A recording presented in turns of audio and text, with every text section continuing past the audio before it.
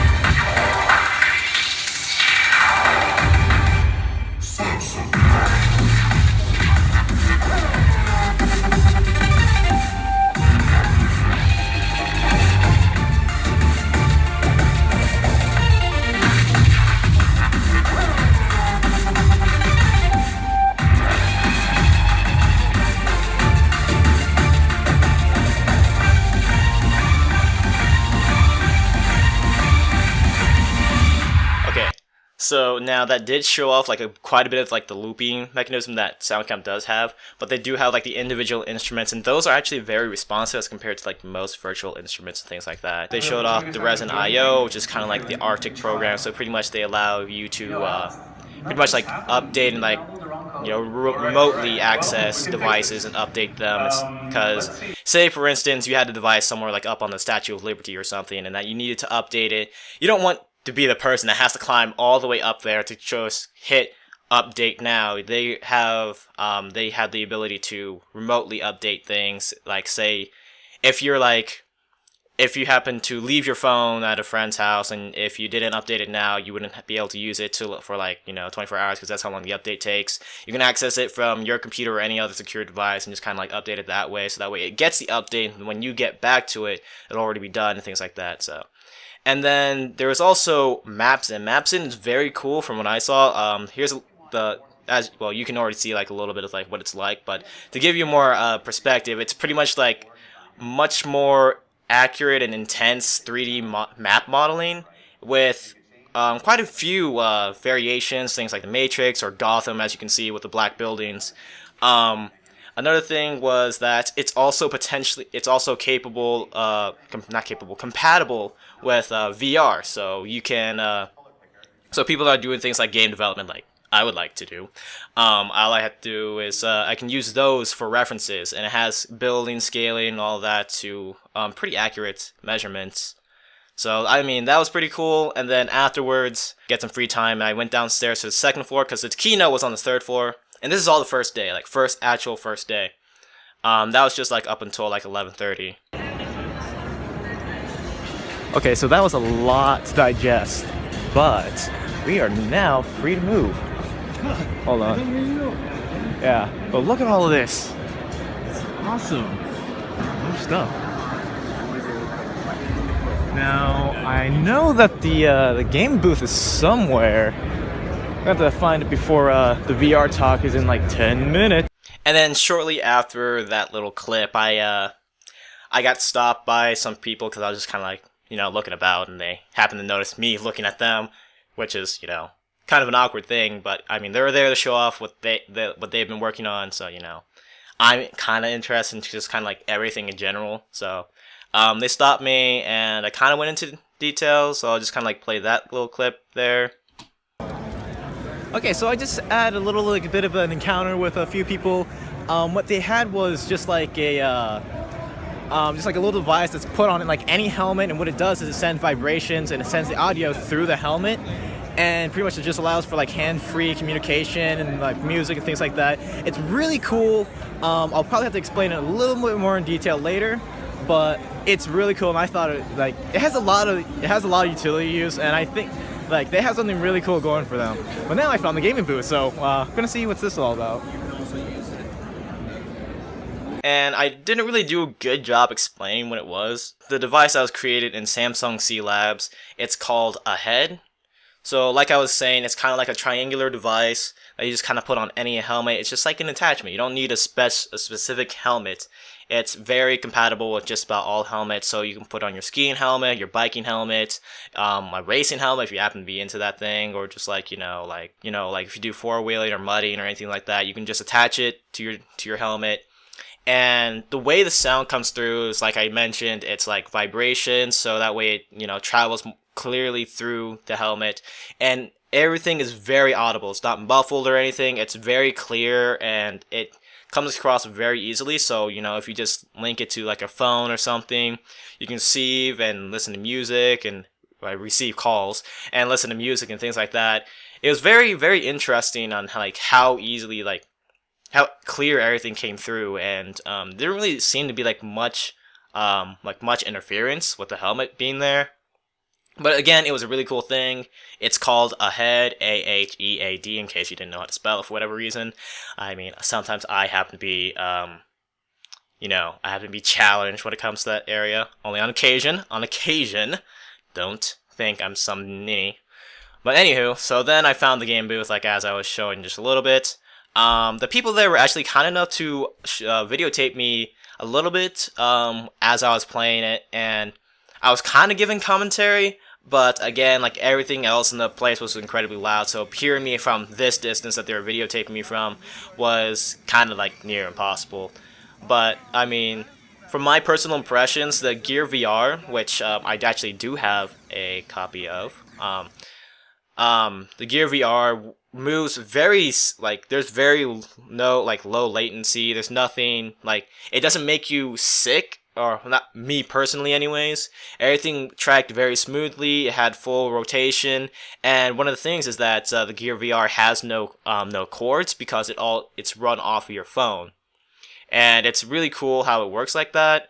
So pretty much what I was playing in here was just a kind of like a shooter, kind of sort of like an arcade shooter. Like you defend against waves and enemies, and it was just kind of like a demo, so there wasn't like any like end objective, but it was still really cool. And then here's me talking about what I just went and did after the game.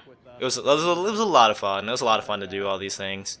And then I went to go see these people talking about the future of VR, like Brent Leonard, who's like a very famous movie director. Yeah, it was just a lot of cool things here. And then I stopped by a few other booths. Um, this next clip actually was very funny because so VR is very immersive, and one of the things is that it doesn't have to be just like gaming or anything that's created like in a 3D engine. It can also be movies. So the very funny thing about this next clip is that so they put everyone in kind of like a motorized chair, similarly to a design like a what is it? A roller coaster. And everyone had a VR headset on, so VR headset and headphones. So from there, it was just kind of like them experiencing what a roller coaster would be like, but indoors and within a confined space, clearly. And one of the people was having quite a bit of fun. Very much fun. I can tell he was enjoying himself. Definitely. This guy right here. See him? Keep your eyes on him. Who feels that?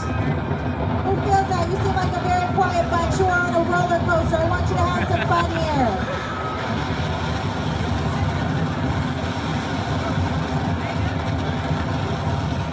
here. Nearby was the SoundCamp booth, so then you got to see like their whole setup, things like that. So it was a lot of fun messing around with it because it's very easy for anyone to use, and again, like I cannot stress this enough, it was a lot of fun. A lot of fun for me to play with, a lot of fun for everyone else to play with, and DJ Anthonius, the guy from earlier, was actually showing up every so often, just kind of like messing around, just doing his own thing, not really for any purpose, just kind of like, I'm pretty sure he enjoys it. If you need to look at his name again, you can just go back in the video.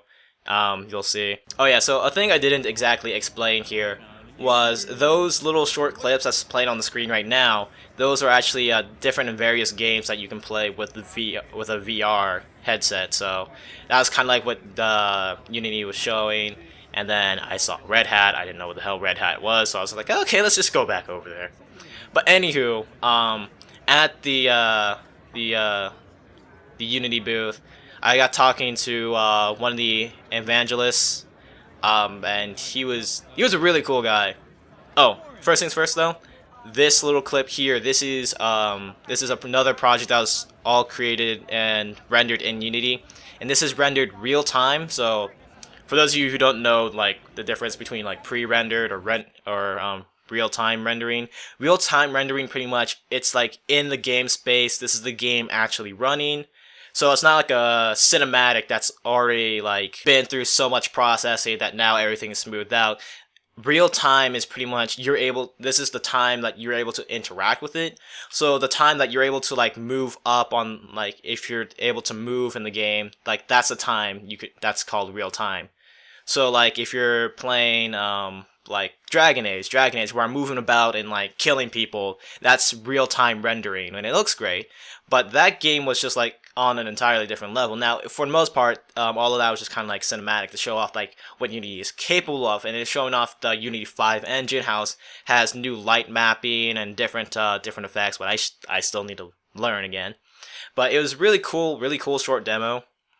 And as I was mentioning earlier, I was talking with one of the evangelists, Mark Schonagle.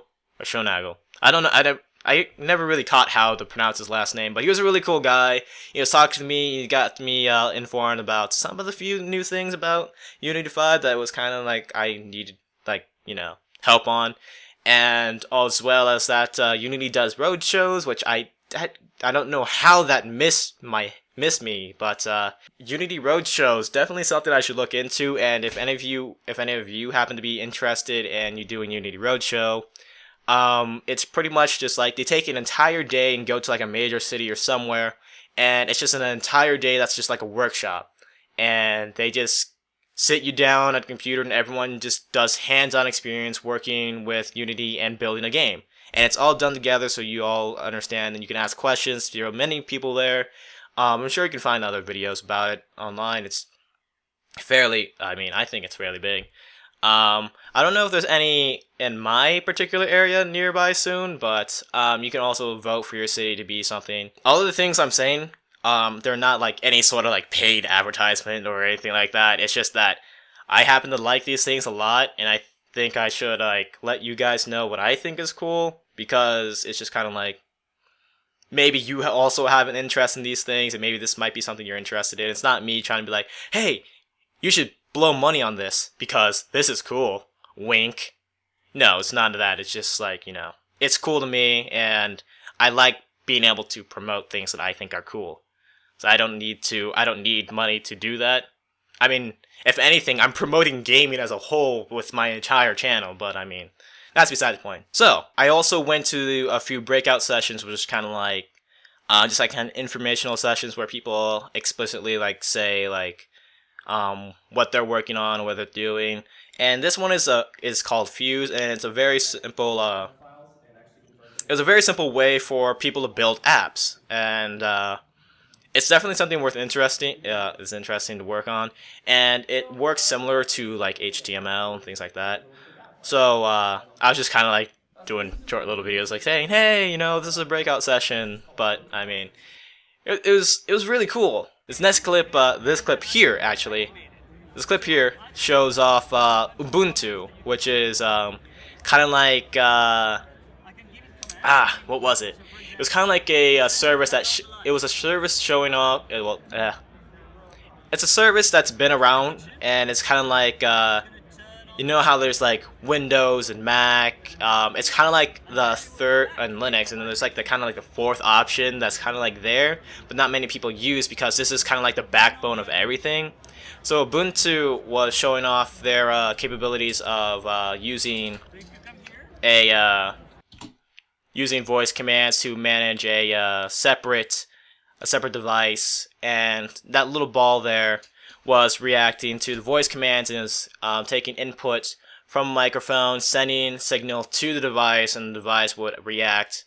So it's kind of showing off like a bit of the Arctic Cloud, which was also in the keynote, which I didn't get any video of, unfortunately. Have access to multiple devices from any location. It was just kind of like a cool little thing, and like clearly remote access to devices is clearly like a something that's of value. And then I went on a little talk about the buttons and things like that. Roll the clip. Yeah, so the whole thing about the buttons, I didn't think I explained. It's kind of like they're doing like a flare kind of contest. So the button's called flare, and the more buttons you have, the more likely you are to like receive a prize for having so many buttons. So people that are just going in and just kind of like just taking buttons without actually like investing themselves in whatever the developer has to say about their product was kind of like, I thought was kind of a douchey move. All those buttons I had were, I actually went, talked to people, I asked questions, I got invested with them and trying to understand like what they're doing and what they plan to do and just kind of things like that. So I just felt like that was kind of unfair, not only to the people at Samsung that are trying to get like all these other developers like noticed, but also to the developers themselves, because they have these things that are kind of like an incentive, just like a little like a gift for saying like, hey, thanks for taking an interest in what we have to show here. Instead, people are just kind of like yoink and gone. So I thought it was a really douchey thing to do, but that's just me. And then I went into a small little booth, as you saw for that last little bit. I went to a small little booth and another breakout session, and pretty much it was telling it was storytelling from, well, if you couldn't read it, it said storytelling from rectangular screen to VR. A new animated film called Invasion is in the works right now, and it's using VR in order to like tell the story. So it was a really cool little experiment, and they have quite a bit done in progress, but they're only showing teasers right now because, secrecy and all that. So the teaser was just like, little rabbit, a little rabbit comes out of the hole. You're also a rabbit, and some of the things is that they're trying to figure out ways to like, because with virtual reality, you're able to kind of just like look wherever you want and not really have any particular focus. So they're talking about like different key strategies that they can use to kind of like get emotional feedback from the people in the VR headset.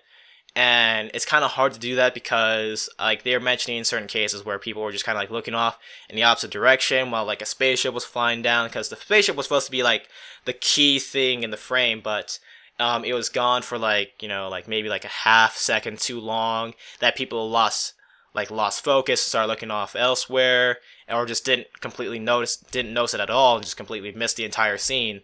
So like kind of like overcoming challenges like that was kind of interesting. Storytelling from a VR perspective was incredibly interesting, and I'm really excited to see like where they plan to go for it, because like things like Hardcore Henry, can you imagine like watching that from a VR experience? That would be insane, because it just makes you feel like a badass. But anywho, moving on. Oh yes, I did indeed. I actually met another famous person. It was actually very interesting, because literally, within the past years, I've met more famous people than would have ever thought I would ever meet in my life, which is incredibly interesting. So, one of the things is that, backtracking a little bit. So, first set of famous people I met was Nice P. Reader and Epic Lloyd from Epic Rap Battle History. That was really cool. I got to meet them in person, got to talk with them a bit, and I got pictures. Then there was later on in the year where I met Mike Stud. I didn't really know Mike Stud, so you know, no offense to him, but because I was really there for Futuristic and Devon Terrell, right? Futuristic and Devon Terrell, got pictures with them too, got to talk with them. It was really cool, really cool. And then I actually got to see G-Eazy live, so that was again really cool. I can't express to you how cool like all of this, like it's absolutely mind blowing to me that I actually got to see all these people. Then I got to meet Flo Rida here. Play the clip a little bit. 6 long months of going back and forth with Flo on design and character features and everything. What they're talking about is Flo Rida was actually promoting his new app that'll be releasing in June, called Speed God. So it's kind of like a coast to coast, like racing kind of sort of game. I didn't really get too much out of it, and there's not really much of a teaser that they have going on. But it was really cool how like he was kind of like working on expanding like his name in just different areas. Yeah, I also got a picture with him like this. But it was really cool. It was really cool to see. Just like all these people live and in person. It makes them seem like a lot more like reachable people, like they're actual people, not just like some figure behind a screen. So I mean, I guess that's kind of like a really cool thing to like have that kind of realization. Ah, yes. This was like closing at the end of the day, but then around, what was it? I think it was like 8. I think it was 8, where I'm in this room. This lovely room, and it was just like, it was very lively. So this was kind of like the after party for like the first day, and there was a lot of people, a lot of activities to do, and it was just amazing. Just like a lot of neat things. The food there was delicious. I absolutely loved the San Francisco seafood soup. It was just so good. I wish I could describe it to you, but I lacked the culinary expertise to actually describe to you how good it tasted. But it's sure enough that it was amazing. There were quite a few little like mini games throughout the place, and each one had like buttons to give you. So this one right here was actually piloting like little mini drones, and if you pilot the mini drones through the T, through the ring and around the X and back, you would actually get a Samsung S7 Galaxy. And then here at the this biking thing, it was kind of like a short little mini game, but you were able to enter in for a chance to receive again a Samsung S7 Galaxy. So it was kind of like a little fun. There were a lot of little fun little things that they let the people do. Not all of them were for rewards though, but this one was kind of like a virtual reality shooter. So pretty much it had actual person tracking with the cameras up on the T stands, and so pretty much you just kind of like fight against invaders in like a boxed in room, and they send in flying around, and they actually showed me like some of like behind the camera kind of stuff, and it was really cool. Yeah, everything was all rendered in Unity. And then over the year, we were doing an airplane contest to see who can hit the bullseye. Hit the bullseye, get a Samsung Galaxy S7. There was also Jenga, which I also have a picture of right here. But it was really, really interesting place to be at, and I had a lot of fun for that first night. And then shortly after, when I was taking the footage for the airplane, there was actually waiting in line to go to Escape the Tomb, which was a combination of well, I guess it wouldn't be a combination, but it was just kind of like a virtual reality plus escape the room kind of deal. If you ever played any of escape the room, which might be available in your local area, whatever, I don't know where you live, but pretty much. So there was just like a puzzle that you had to interact with, and you interacted with actual like those actual objects in the environment. And the objects were actually masked with an actual like virtual like item. Like the objects were masked virtually, so that way they had sensors on them, so that way you can see where they are in the real space. And when you interacted with them, they actually rotated and everything. They had accurate hand motion capturing. It was really cool, really cool. So that was pretty much the end of the first day for us. So after that, we just went to sleep, dude, because it was like midnight when we got back to the hotel. And then the next morning, we went to the keynote, the second keynote, I guess, the inspirational keynote. I didn't exactly pay all that much attention, except for the part where they started mentioning games again, when the Unity CEO came up. John Riccoti. It's something Italian, and I didn't remember. I'm sure I can fix that later. Yeah, because I was actually finishing up. Sorry to my Gateway professor, but I was actually finishing up your final essay for your class during that keynote, because it was due in like 5 hours. So honestly, I should have gotten that done a lot earlier. But I mean, I went on a trip to San Francisco, so you know, I had my priorities were constantly being reevaluated. And then, you know, I took a little break after the keynote, just kind of jammed out some jammy jams.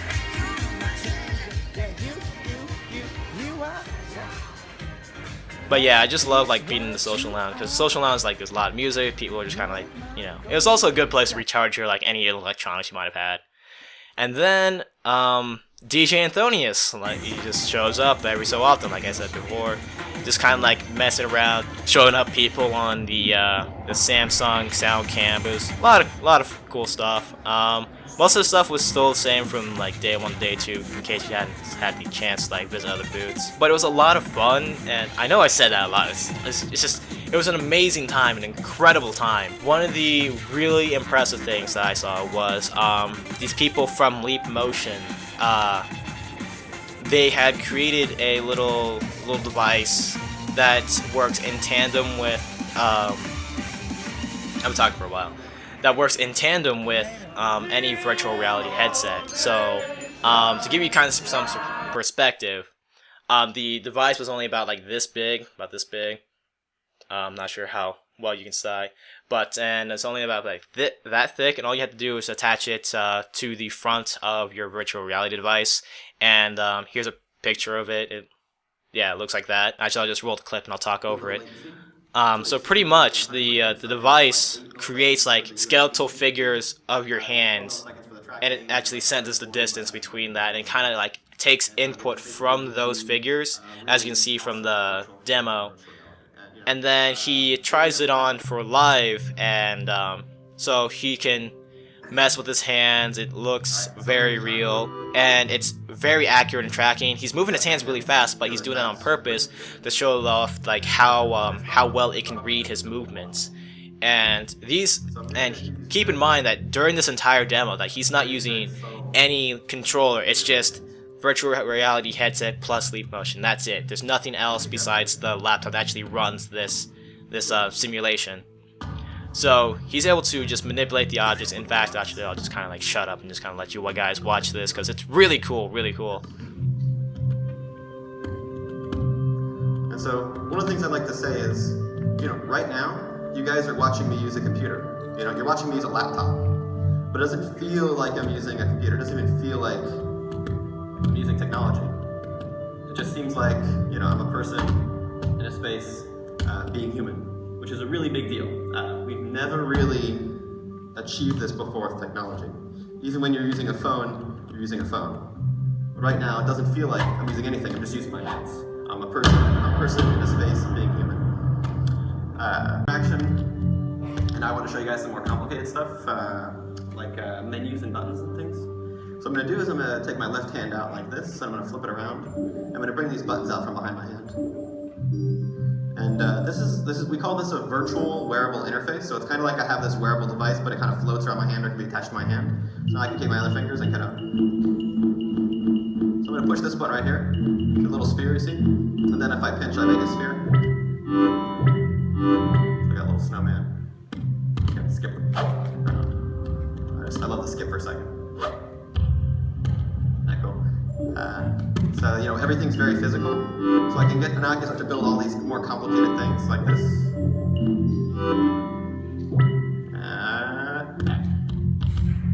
Oh, that wasn't good enough. Let's try to launch it further.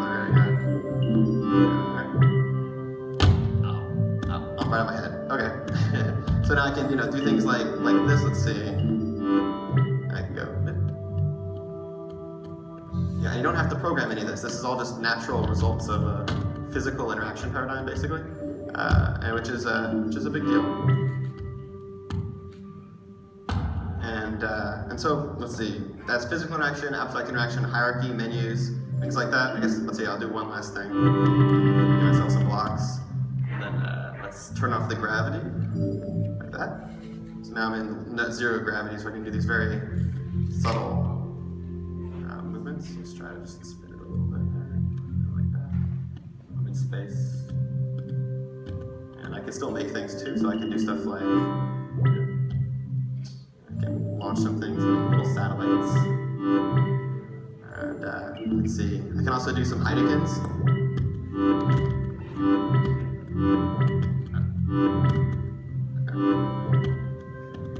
And then when I'm done, let's turn the gravity back on.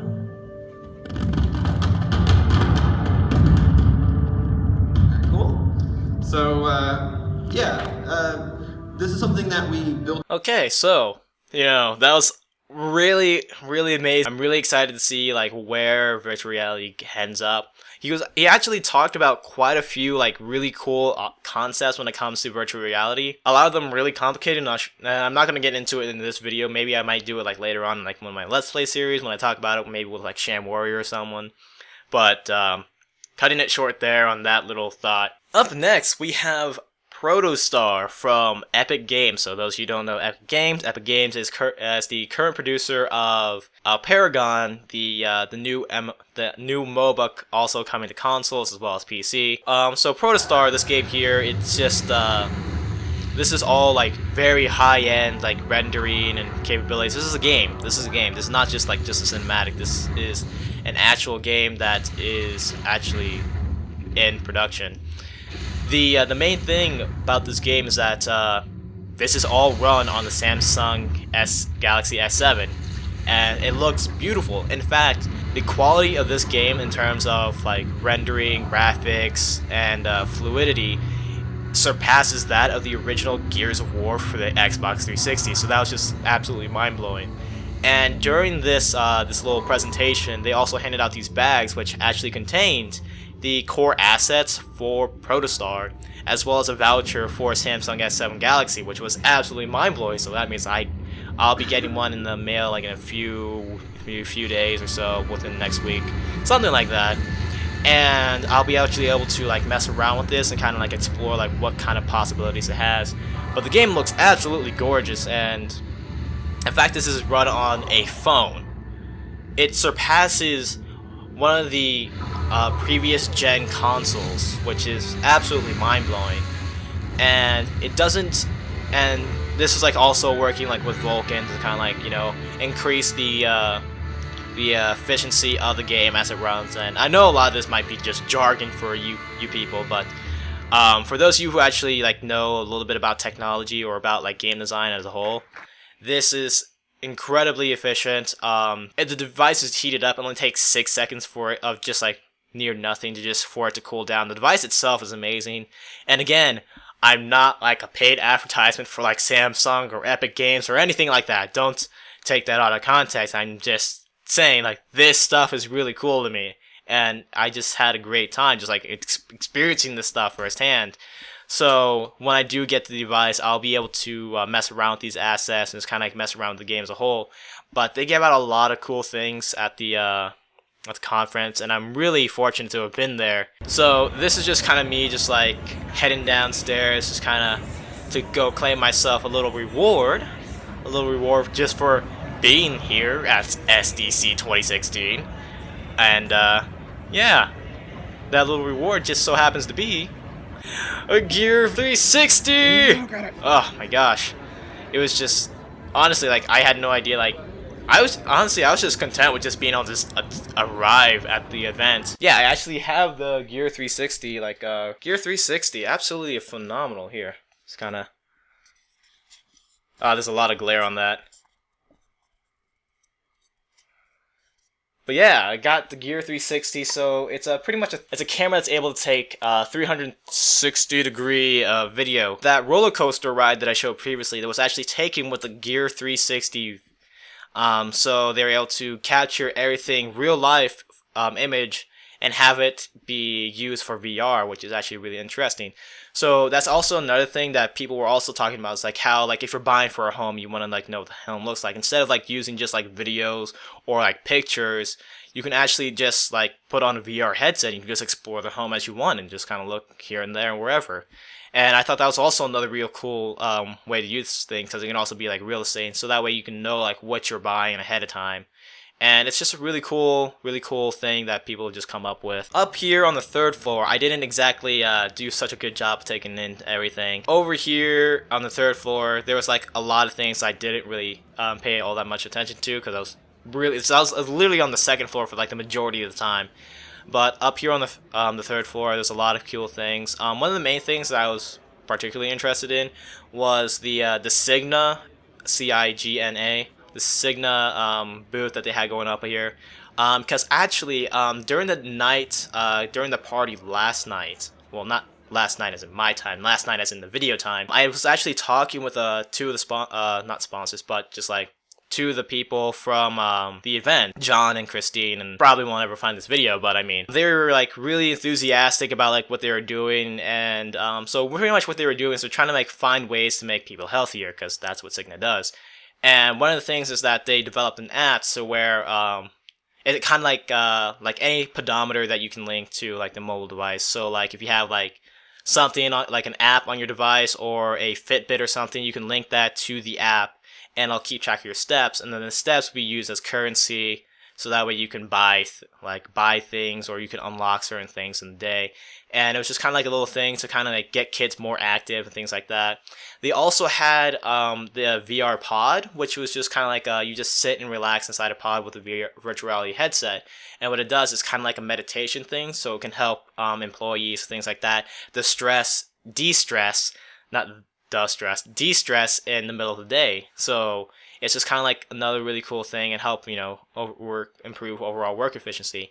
And they were talking to me about some really cool things, and they also mentioned that I could potentially get an internship with them. So hopefully everything will work out and I can, get myself an internship, be absolutely baller. But I mean, it's all up in the air.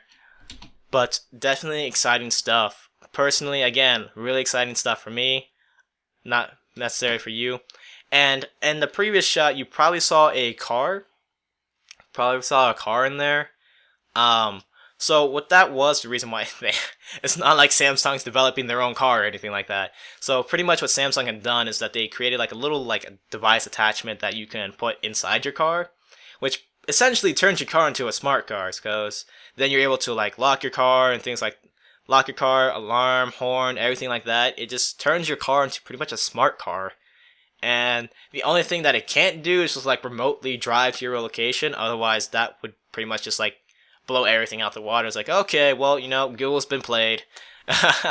So like they had smartphones, they had smart cars, they had smart homes, and just creating a smarter world. Smart home though is something I didn't actually mention previously. During the second keynote, there was actually a little bit about that, saying how they were again using like the cloud to manipulate different objects inside the house, and the house being able to give warnings in case there's some sort of like natural disaster heading the way, like a flood or a tornado or anything like that, or if there's like a burglary. There's just a lot of stuff, a lot of cool stuff.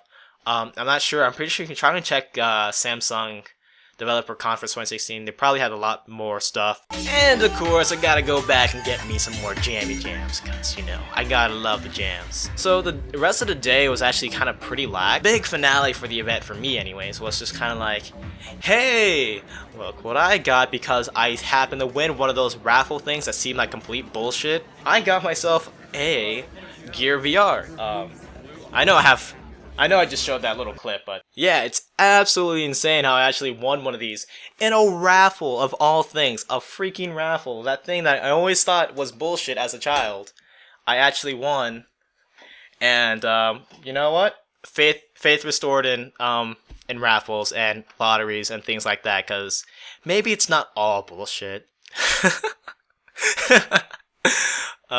So on the way back to the hotel, we were just kind of like trying to figure out like what we're gonna do for the rest of the day. And as we were walking, we found this guy who's you know, kind of an interesting individual. You know, I would have wanted to like hand him money or something, but I didn't exactly have cash on me. I only had my card, so I mean.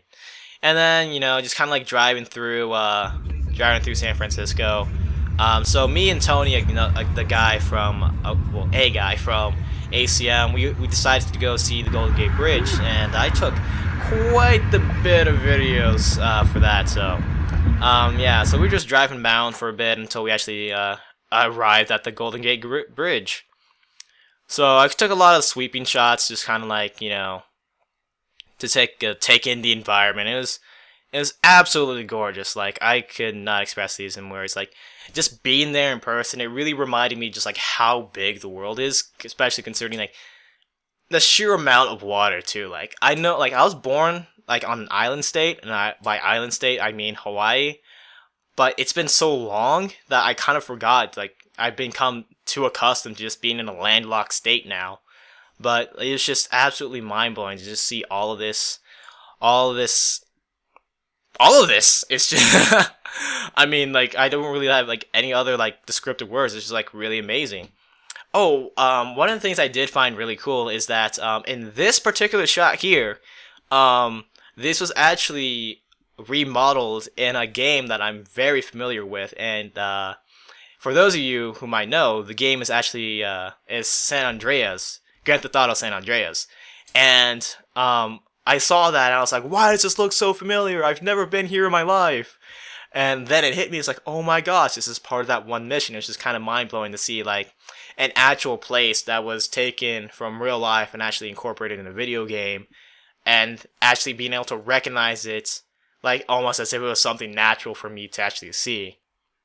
But again, it was quite the view, and I really enjoyed myself. So if any of you guys are actually planning on going on a trip anywhere, San Francisco definitely on my bucket list of places that I would definitely go again. Like, preferably not at a really expensive hotel. Maybe like stay with a friend if I ever have friends in San Francisco. Well, then again, Montes. Yes, Montes.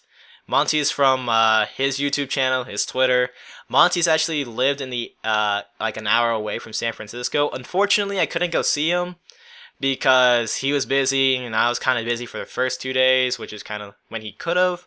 But it was just kind of, it was unfortunate. But I mean, you know, it was just so close yet so far. But then we that was pretty much the end of the second day. So then on the last day, I kind of went solo because this was just me looking for souvenirs for friends. And I actually found Japantown, so that was really cool. I got to see a few things, and I got to test my knowledge of kanji, which was incredibly terrible because there's a lot of kanji I do not know. But the overall like feel of the place was very nice. Like every building was only like 2 stories, not overwhelming like the rest of San Francisco.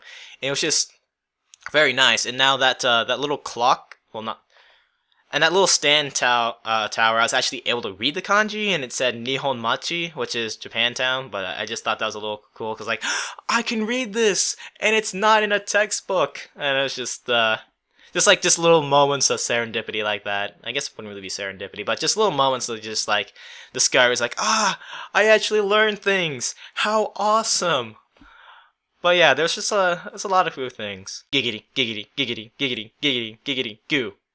I don't know why, but just seeing those pigeons just reminded me of Quagmire from Family Guy.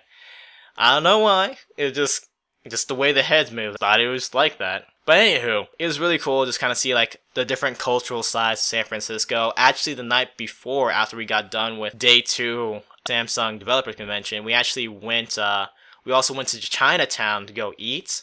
And like again, just like seeing like the cultural diversity of such a large city is very interesting. Really amazing. I was very impressed personally. Like it's just something again I have not experienced at all in my life.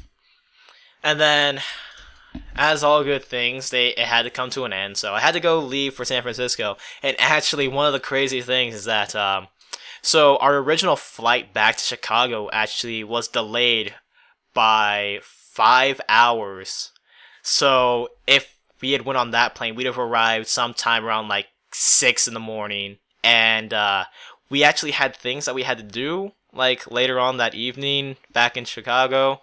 So we actually, instead of taking the one that our flight that was now 5 hours later, we took one that was an hour earlier than our original flight. So we had to mad dash to the airport and just like get booked in, got to clear out the hotel room rapid speed. It was just it was quite the mess. And one of the people that we were with, he wasn't back at the hotel on time, so we were like freaking out. I was like, where is he, we have to go now. We were trying to contact him. It was he was so far away too. But good fortune be with us, we actually managed to get all of us managed to get back on the plane, and head back to Chicago. And it was rather hectic. It was very I was not prepared for that last little sprint though. It was something else. But we arrived in Chicago around 10 p.m. and honestly, like just seeing like the night lights of Chicago as we flew overhead was just like really, really beautiful. Like it was very mesmerizing. And unfortunately, you know, like at this point in time, I'm like incredibly deadly tired.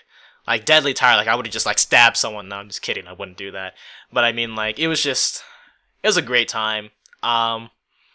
If you happen to have any other particular questions in regards to anything that I may have did or did not say in this video, be sure to just like leave a comment down below, or maybe personally message me if you happen to know my information. That's also a thing you can do. But overall, it was a really great time, and I would definitely do it again next year if I do get the opportunity. Actually, I'm gonna be the one that's kind of in charge of that, because I am now the president of ACM, so I'm actually gonna be the one that has to coordinate all of that nonsense that transpired. But it'll be a lot of fun, and I'm really excited to put to use to some of the things that I got from the convention. I also got myself a pink mustache. Now, I did send a picture of this to Twitter, but one of the things is that I thought that maybe it was some sort of like Easter egg or something like that in regards to Markiplier, because, you know, Wharf Stash and all that. But actually it was a Cuddle Stash, which is kind of like a taxi service from Lyft. I don't know, I didn't really understand that. But I just thought it was really humorous how I had pink mustaches all over the party night, and it was just really entertaining. That's pretty much all the videos I had from the trip. Thank you guys for watching, and actually I also do some other announcements. I'll actually be taking a month off from YouTube, so I know for the past week I've already been like gone from YouTube, but after this video I'll actually be gone for a month. and I'm gonna take this time to kind of like work on my personal like game development and things like that. I also need to figure out like how I'm gonna do like Diablo and Amnesia and things like that with Sham Warrior, kind of figuring out like how we want to do our summer plans, because again, as you can see, this is my room. This is not like a dorm room or anything like that.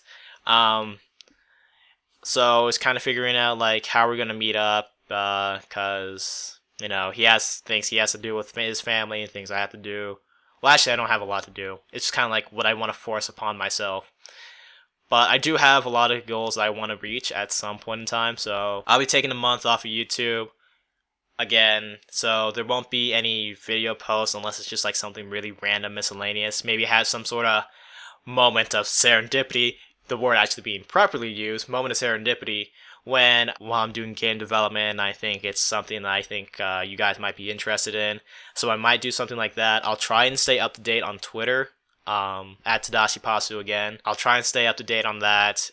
Keep you guys kind of in the loop and kind of things that's going on. I was planning on doing like kind of like a channel reboot at the end of the summer, so kind of like redoing my logo and maybe like my outros, redoing just kind of like just rethinking like how I just run things in general. But as of this moment, I don't have any of that planned out, so it's just kind of be like, what am I gonna do? What am I gonna do? So yeah, I think that's just about it. So I'll probably start back up sometime in June. Not sure whether it's gonna be early, late June, but again, if you stay up to date on my Twitter, I'm sure I'll say something about it in regards. Also, if there's any like, if you look back on my Twitter, you'll actually find a lot of the other content that I was seeing and actually putting up on social media. But thank you guys for watching. This has been TadashiiPasu, attending SDC 2016. Thank you guys for watching, and I will see you guys in June. So, TadashiiPasu, signing out. Bye, everybody.